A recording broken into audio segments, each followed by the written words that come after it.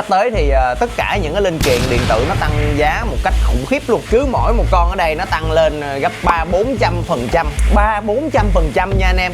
Nó không phải là 50%, nó không phải là 10%, mà là 300-400%. Anh em mà có nhu cầu lắp mạch tăng sáng thì nên lắp vội vàng. Không bao giờ có chuyện mạch điện tử nó giảm giá. Tại nó nóng đều quá. Này anh em làm tăng sáng hay là bị cầu nên đầu tư nha.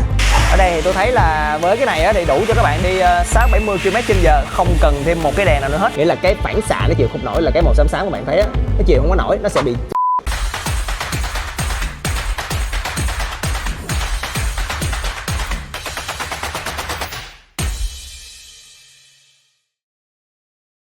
Yo, hello các bạn, chào mừng các bạn đã quay trở lại với Xem Workshop. Lâu rồi tôi cũng không quay cho các bạn về cái mạch tăng sáng, tại vì anh em cũng biết rồi. Hiện tại là cái mạch tăng sáng trên thị trường là không có nhiều đơn vị lắp đặt đâu. Lợi nhuận của mạch tăng sáng nó rất thấp. Theo dòng sự kiện sắp tới thì tất cả những cái linh kiện điện tử nó tăng giá một cách khủng khiếp luôn. Ví dụ như cái món đó, một con linh kiện đó ngày xưa là giá 30.000 đồng một con. Hiện tại bây giờ giá nó là 70-80.000 một con. Và sắp tới nó sẽ có một cái đợt tăng tiếp theo là gần 100 mấy chục ngàn một con. Thì trong một cái bộ linh kiện điện tử về mạch tăng sáng thì cho anh em coi nè, nó cũng không có nhiều lắm đâu. Có chip LED nè, nó có cánh quạt nè, nó có những cái con linh kiện điện tử ở đây nó các kiểu. Cứ mỗi một con ở đây nó tăng lên gấp 300-400%. 300-400% nha anh em. Nó không phải là 50%, nó không phải là 10%, mà là 300-400%. Thì cái lý do nó tăng cũng đơn giản lắm. AI phát triển thì để mà làm một con AI gọi là cho nó ngon lành thì người ta sẽ cần rất là nhiều cái linh kiện điện tử. Nguyên liệu thô để làm ra một cái bo mạch hoặc là làm ra một cái linh kiện điện tử gì đó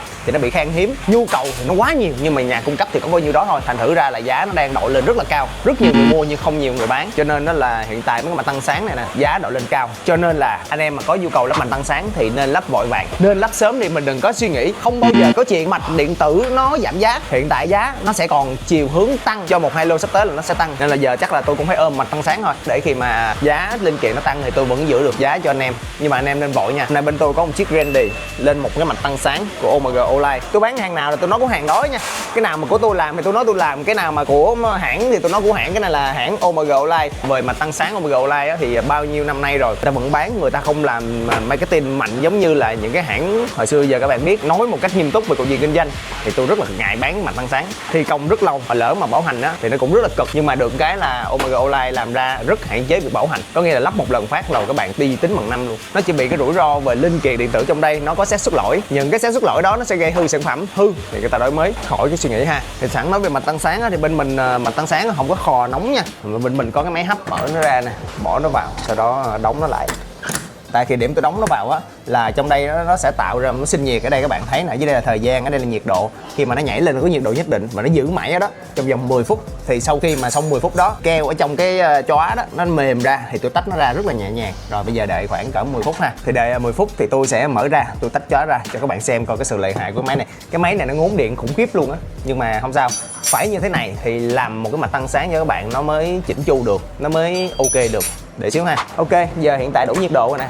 Lấy ra. Khi mà tôi lấy ra đó thì tôi phải có bao tay nha, chứ không nóng lắm. Thì tôi sẽ mở những cái chốt này nhẹ nhẹ lên. Không có lấy đồ khưởi nha các bạn. Chóa mà lấy cái kìm tách chóa đàng hoàng, không có lấy đồ khưởi. Thì thế này tôi bỏ cái kìm vô, tách nhẹ nó ra.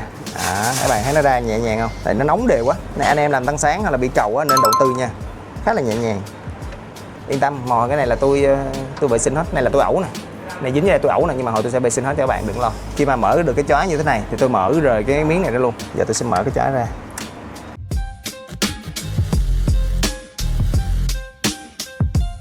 Tôi sẽ rút dắt ra.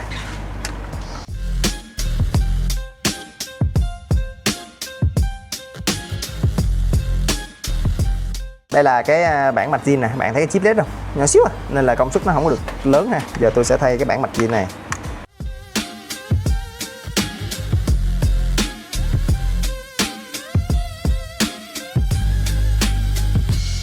Bây giờ tôi sẽ khui mạch này ra. Chang.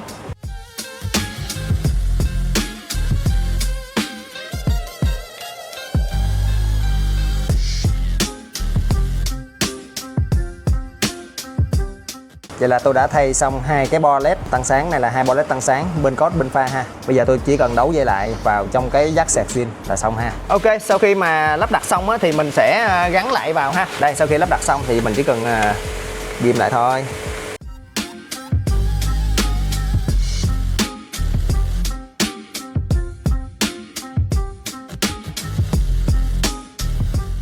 khi mà lắp xong á thì mình sẽ đóng nó lại và mình sẽ test thử cái. Vì hệ thống điện vẫn zin 100% cho nên là mình cứ ghim vô mình test thôi.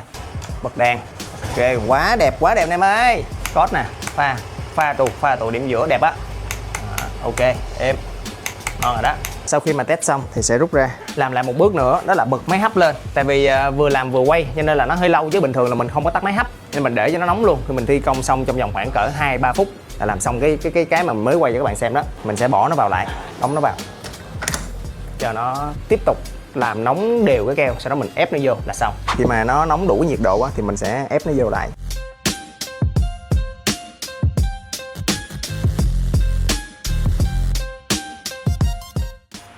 Rồi, ok, bây giờ lắp lên xe như zin luôn. Thả cái này vào lại, như zin. Lắp vào, tôi sẽ test ánh sáng thực tế cho các bạn xem.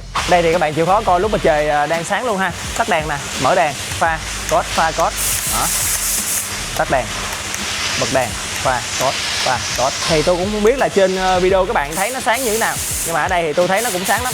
Ở đây thì tôi thấy là với cái này thì đủ cho các bạn đi 60-70 km/h, không cần thêm một cái đèn nào nữa hết, mặt tăng sáng là đủ. Hơi xui là tôi không có chạy ngoài đường để tôi test thực tế cho các bạn xem, tại giờ phải giao xe, rửa xe xong cái giao xe luôn á. Nhưng mà tôi sẽ cho các bạn xem một vài đoạn tăng sáng mà tôi đã quay từ trước, ví dụ như SH, Winner X, những cái dòng mà tăng sáng khác mà tôi đã từng lắp trước, thì cho các bạn xem một đoạn khi mà chạy ra ngoài đường ở nhiều xe ha.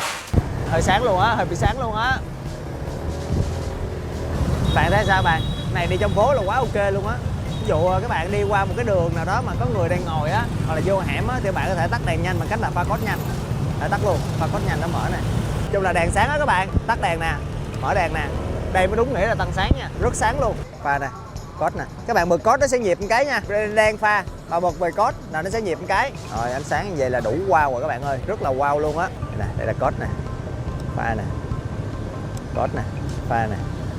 Code, pha nè, tắt đèn nè, mở đèn nè, mở đèn, pha, code, pha. Rồi, đây là chế độ code nè các bạn, pha nè, code nè. Thì nếu mà đã nói tăng sáng á, thì nó chỉ được hơn zin thôi. Còn cái này á, mình chỉ test cho các bạn xem về cái ánh sáng thực tế khi mà đi ra đường ở điều kiện thực tế thôi. Như mình chia sẻ, khoảng cỡ gấp đôi độ sáng và độ rộng thì cũng sẽ gấp đôi luôn. Tắt nè, mở nè, tắt nè, mở nè, pha nè, code nè, pha nè. Là phiên bản sáng hơn zin, gấp khoảng gấp 4 lần thôi. Gấp 4 ở đây á, mình chia ra làm 2 nha. Rộng gấp 2 và cường độ sáng gấp 2. Đó, như vậy cho các bạn dễ biết. Chứ để nhiều khi mình nói gấp 4 á, các bạn sẽ nghĩ là cường độ sáng nó sẽ mạnh gấp 4 lần, thì không phải. Độ rộng là rộng hơn zin gấp đôi. Độ sáng thì sáng hơn zin gấp đôi. Đó, nó khoảng cỡ gấp 4. Đây là code nè, pha nè. Đó. Rồi ok, thì các bạn thấy đó, thì khi lắp mặt tăng sáng á, nó có một cái là các bạn không lắp thêm cái gì lên xe hết, nó nằm riêng ở đây. Thì cái ưu điểm của cái mặt tăng sáng này nè là mình thay thế cái mặt led zin, thì nó zin 100%. Thì khi nếu như sau này các bạn bán xe đi, các bạn muốn về zin thì các bạn chỉ cần đưa mặt zin cho người ta, hoặc là bạn có thể qua đây, tụi tôi sẽ về zin cho các bạn, không có cắt đấu nối chế cháo gì hết, gắn vô là xài thôi. Nhược điểm của nó hơi nhiều nha, nó sẽ mắc, nó rất mắc. Thứ hai á là công lắp đặt nó cũng sẽ cao hơn, thời gian lắp đặt cũng sẽ lâu hơn, và cái mặt tăng sáng này mình lại không thể đem qua cho một chiếc xe khác so với đèn bi cầu, đèn chở sáng lắp rời. Đó là những cái nhược điểm đó của nó. Thêm một cái nhược điểm nữa là cái cường độ sáng, và nó sáng như thế nào nó sẽ phụ thuộc vào cái kích thước của chóa. Tại vì các bạn thấy nè, cái này nó hơi nhỏ nè, nếu mà làm cho cái này nó sáng ơi là sáng như một cái chợ sáng, hoặc là những cái bi cầu của Alzheimer S3 hoặc là Titan M30 hoặc là AZ300 của nhà Macfit á, thì cái chóa này nó chịu không nổi, nghĩa là cái phản xạ nó chịu không nổi, là cái màu xám xám các bạn thấy á, nó chịu không có nổi, nó sẽ bị. Thành ra là cái cường độ sáng thì nó cũng có cái giới hạn, nếu mà vượt qua cái giới hạn đó nó sẽ cháy. Đó là những cái nhược điểm của mặt tăng sáng, nhưng mà vẫn sẽ có rất là nhiều người ta thích mặt tăng sáng, thì bên tôi vẫn lắp đều như này. Là hôm nay là có 3 chiếc mặt tăng sáng. Nhu cầu của bạn như thế nào thì bạn lắp như thế đó ha. Thì tôi nói rõ ưu điểm nhược điểm, tôi chỉ là người review, có bán và có lắp đặt. Còn các bạn muốn lắp đặt cái gì thì các bạn cứ qua đây, bên tôi tư vấn cho ha. Ok, hẹn gặp các bạn ở một video sau. Bye bye.